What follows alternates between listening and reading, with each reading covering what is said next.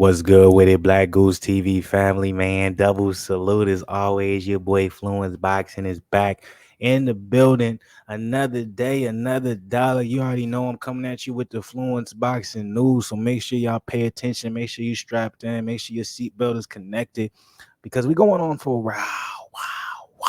That's right, man. Look, Teofimo Lopez, man, he's coming out of the woodworks, man. He's coming out of nowhere, man. He's coming from, under your bed. You feel me? He's coming from behind the closed door. He's coming from the shadows.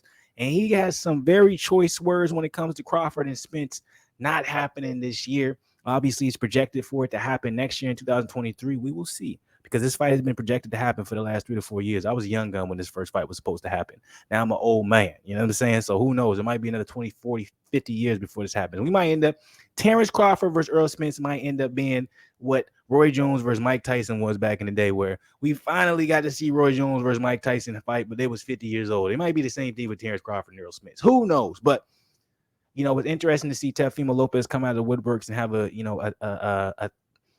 an opinion on this particular fight not happen, because me personally, in respect to Teofimo, I got number respect for Teofimo. I love Teofimo. I can't wait for your fight coming up. I'm going to be, Fluence Lounge, we're going crazy for it. Thank you for staying active. Can't wait to see what you do next year. 140 division is booming. You have a lot of big fights that you can take. A lot of big fights that I would love to see you in. You're still young, 23, 24 years old. So, what I'm saying? This is no disrespect. It's just weird that, Teofimo Lopez, after the year he's had, what I'm saying? Obviously, he's coming off a win, but previously before that, he had the injury. He lost to George Kambosos in a big upset. It's like in a year you had, in the last year you've had, what I'm saying? It's very interesting for you to comment on a Crawford and Spence fight not happening. We're talking about like two of the biggest profile, fighters in their weight division trying to make this fight happen in two different promotional companies. Not only that, for you to go as far, for you to be so young in your career, right? For you to go as far and to criticize or say something about whether or not Terence Crawford is messing up his money, in his word, effing up his money due to his pride, that is ignorance and stupidity at its finest. I love you, Teofimo, but what are you talking about, dog?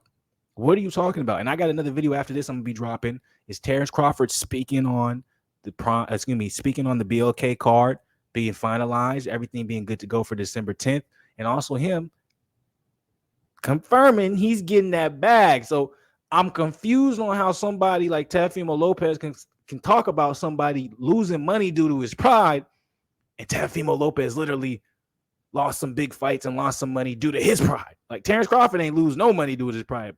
Bro's making way more bank than you, Teofimo, getting way more bigger paydays than you ever think. And technically, some would argue, Teofimo, you're a bigger draw than Terence Crawford. So how is it Terence Crawford is making some more money? So I'm very interested to see how this article goes. I'm very interested to read it, because I'm hoping this is like clickbait when it comes to this headline. I'm hoping Teofimo is not saying this and he's blaming it on Terence, saying Terence, because of his pride, he's messing up the money. He should just go with everything Spence. He's saying Yember Spence is going to be his biggest payday. If he's saying that bull, that tells me I should be worried about Teofimo Lopez and the rest of his career. That tells me that brother don't think for himself. That tells me he doesn't know what. That scares me. So I'm hoping this isn't the case, but let's see, man. If my perspective is all over the place, if I'm on some bull, if you guys don't agree with me at all, drop it in the comments below. Let me hear from you guys and what you guys' opinion. Of course, while you're dropping it, hit that like button. It's right next to the joint. Subscribe to the channel. Be part of the family. You know what it is. Notification gang, all that good stuff. Let's get into this article coming from boxing.com because I'm interested. Teofimo Lopez Jr. enjoyed the first major breakout of his career on December 14, 2019 as a co-feature to a Terence Crawford fight, knocking out Richard Comey to win the 135-pound IBF championship title. The event was broadcasted on ESPN immediately following the Heisman Trophy presentation. Fast forward 3 years later, and two of the sport's top attractions will again be fighting on the night of the Heisman Trophy ceremony, only this time on competing cards. Lopez and Crawford are no longer top-ranked stablemates, each guiding their careers down different paths in different divisions. Lopez will be campaigning for the second time at 140. The division Crawford was once an undisputed champion in when he takes on Sandor Martin on December 10th at the Madison Square Garden. Crawford, meanwhile, will be taking on David Anesan in a homecoming bout in Nebraska, headline the BLK Prime pay-per-view. Crawford was on a path to fight Errol Spence Jr. for undisputed world welterweight honors, but months-long negotiations never cleared the finish line. It's coming from Lopez.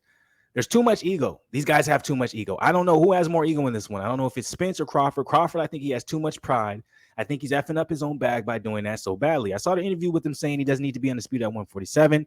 And this is one of the criticism. I forgot the brother's name, always comes to me. As soon as I saw he said he doesn't need to be 147 at undisputed, I don't care what he has to say. Everything Errol says is right, and everything Terence Crawford says is wrong. And I'm just like, Jesus Christ, people are like, context.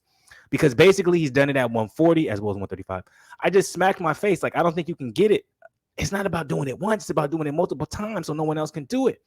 Coming from a guy in Teofimo Lopez who lost his shit to George Kambosos, and as of currently, you're fighting Matt Martin. Like, obviously you had a good showing against the Peta earlier in the year, but what chances if you take Teofimo for you to criticize someone like Terence Crawford? He was undisputed at 140, the division you're currently at, Teofimo. Let's see if you can do that. He was also undisputed at 135, the division you were at. Let's see if you can do that. And then while you're at it, go up to 147, and let's see if you stay undefeated, because currently you're not. Jesus. Look at Claressa Shields. You got to go to a woman. Look, I love women boxing, but you cannot compare women accomplishments to men accomplishments. It's just not the same. So right away, I'm not even going to read that because that's ludicrous. So you know what? I don't even care because these guys aren't going to fight, obviously, because they have their own reasons, their own pride, their own ego. And once I go to 147, you guys aren't going to have that mistake. Teofimo, don't go to 147, Nick.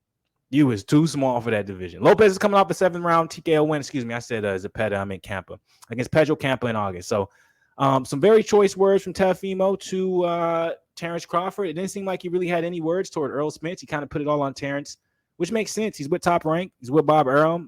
Yeah, okay. Someone who used to be your stablemate. This is a good time for you to come at him. But for you to say he's losing out on big money when he's about to make a $5 to $10 million guaranteed purse with BLK Prime is not only stupid, but it also just shows how much a slave you are to your promoter. And if nobody understands this, nobody understands where I'm coming from, then please open your mind. Stop being so biased, man. Because this isn't about me liking Terence. This isn't about me liking Teofimo, me liking Errol Spence. It's about the best business move for an individual boxer to make the most money. Terence Crawford did that. And you have guys who are under promoters, guys who are not in the negotiation table, not in the negotiation room, trying to tell someone else who is how to get more money in their fights. Tell me how much ludicrous that shit sounds like, right? That's me personally. Maybe I'm not seeing it right. And if I'm not seeing it right, make sure y'all drop in the comments because I need y'all to dispute with me because I'm like, this shit sounds stupid. Teofimo, 23, 24 years old. You took a loss to George Kambosos. I don't see you being undisputed at 140. Couldn't be undisputed at 135. Now you're talking about you can go up to 147 and take the hardest fights. Brother, come back down to reality because you worrying me because I'm not sure if that's the type of mindset you need to have if you want to get back into this, into that same stride you were when everyone thought you was the best or had a very big potential in future at 135. But that's just me. Let me know if y'all agree with me, disagree. Drop in the comments below while you're doing that. Like the video, show some love, man. Be part of BlakGooseTV family if you're not. As always, much love to people. Arnold Schwarzenegger side of the game. I'll be back, but with more boxing. Stay blessed, not stressed. Niggas is crazy.